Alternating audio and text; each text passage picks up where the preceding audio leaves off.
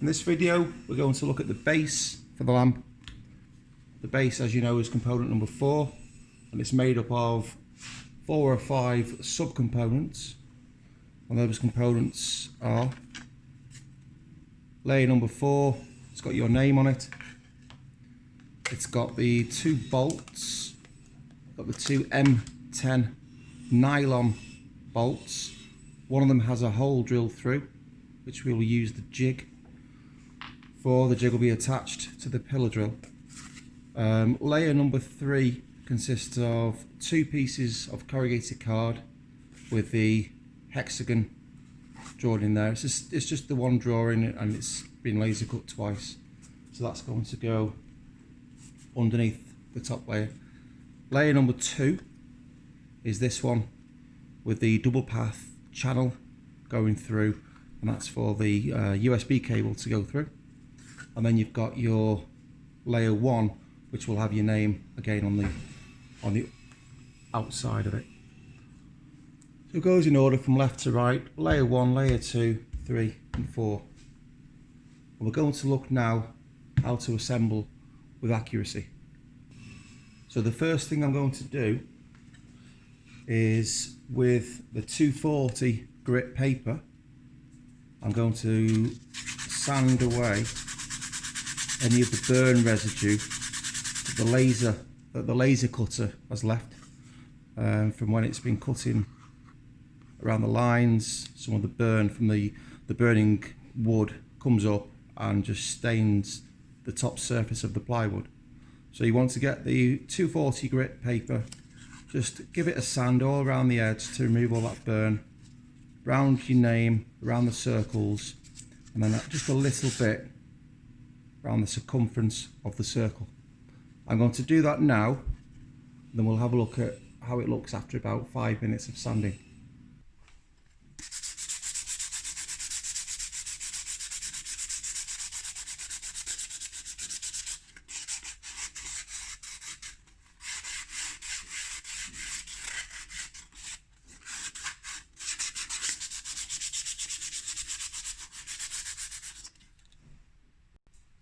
You might be a bit concerned that your name is starting to disappear, or start beginning to fade.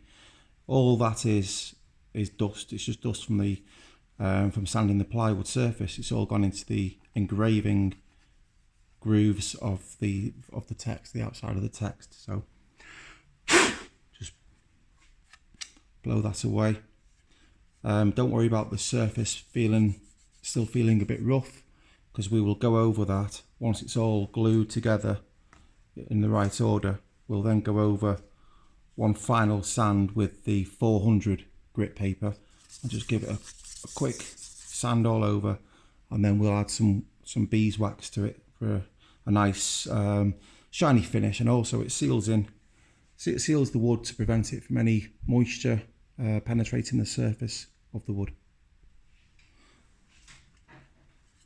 So with the reverse side of layer 4, you're going to get the PVA, polyvinyl acetate, and you're going to just produce a bead of the adhesive all around the perimeter, like so. So you've created a complete circle there, and now what you can do on the inside of that circle is you could do a spiral pattern, making sure the bead is about 2 millimeters thick, and then the gaps on average 10 or 12 millimeters in between the beads. And then we've left a 5 to 10 mil gap around the perimeter up to the edge of the plywood, so that when you press the corrugated card down for the next layer, you don't get too much excess being scrozen out of the joint, out of the 2 layers. So what we're going to do, the next stage, is called laminating. Laminating is when you join 2 layers together to create a more substantial outcome. On this occasion, we are laminating the corrugated card with the 3mm plywood, and this is to create a thicker base, lightweight, but still giving the same structural strength as if it was all made out of plywood. So I'm going to add this corrugated card now. It's also important to notice that I've done the reason I did the complete circle to start with is so that when the two layers are joined together, that's going to form a vacuum, it's going to create some suction. So I put the two layers together. If I squeeze them together now, move them around a little bit, give them a wiggle around, so you know you've covered the whole surface area with PVA. And then once you've squeezed them together, that's going to push all the air out of the two layers, of the gap in between the two layers, and it will not allow any air back in because you've created a vacuum. So I've roughly aligned the hexagon with the circle roughly in the center of the hexagon. The next thing I want to do is add the second layer 3. And if I just place it on there like so, the hexagons line up. If I place it this way, the hexagons don't line up. So you end up with almost a 12-sided shape instead of the 6-sided shape. So best thing to do, line them up and then place this layer on the opposite side whilst you add the PVA. And again, you're going to do the PVA the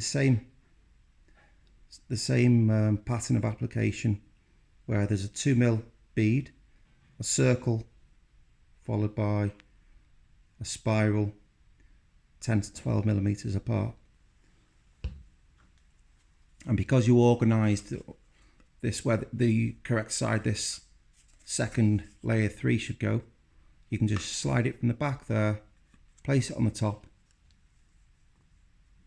move it around so you know that the PVA is covering all the surface area. And again, that complete beaded circle will create a vacuum there.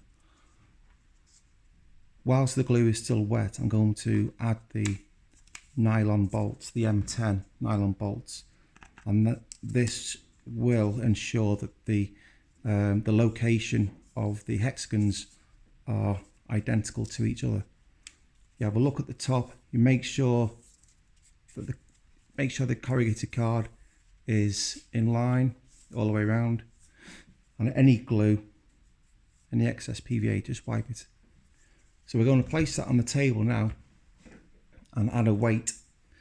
Now I couldn't just add a weight directly onto that because the nylon bolts are sticking up too high. So, little tip, roll of masking tape first. Then when you add the weight onto the top of the masking tape, the weight will apply even pressure, even downward force, compression force, downward force, and that's going to hopefully give an even amount of pressure to all the glue surface area.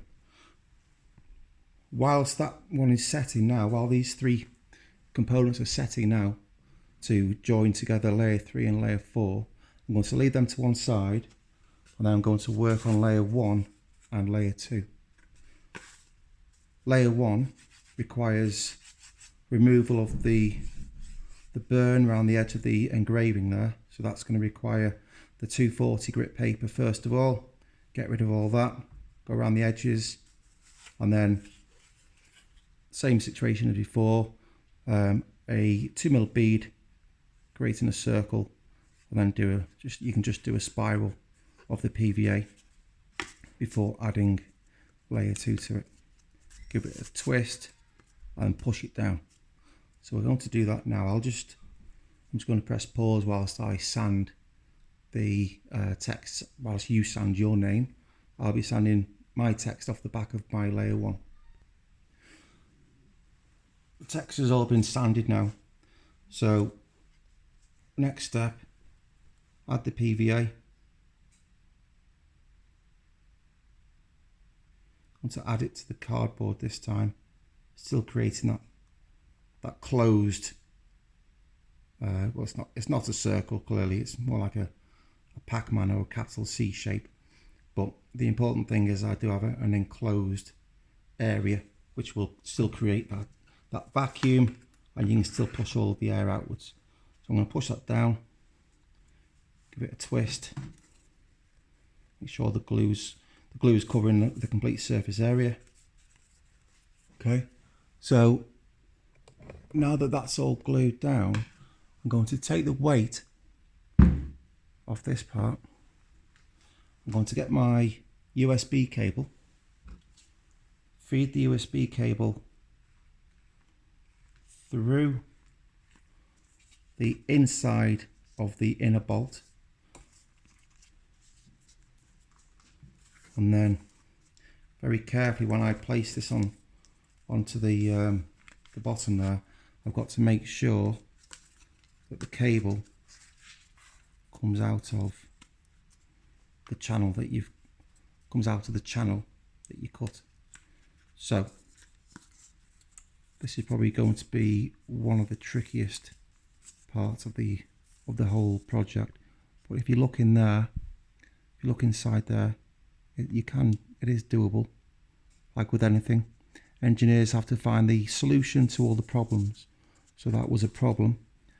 So as long as the channel is beginning at the bottom of the drilled bolt, as long as you've got the channel there at the bottom of the drilled bolt, and you can feed the cable through there, you'll just have to do that. Do that as best you can there. Make sure that the bolts line up with the start of the channel there. So next thing to do then, PVA around there.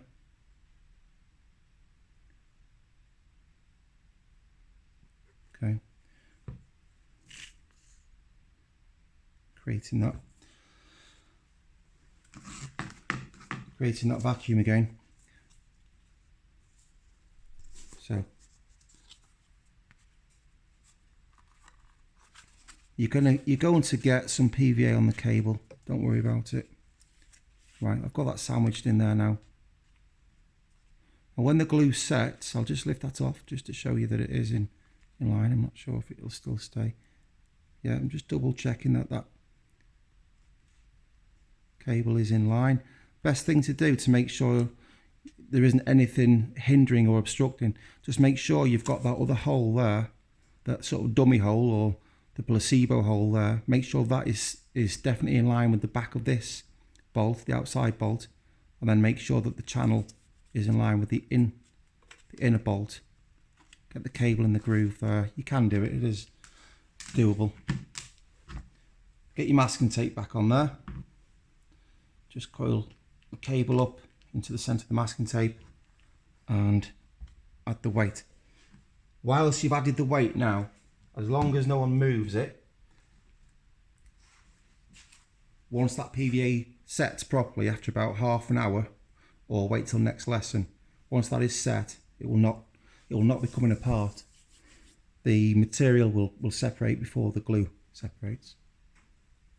So we'll leave that. That's the end of component 4 for now.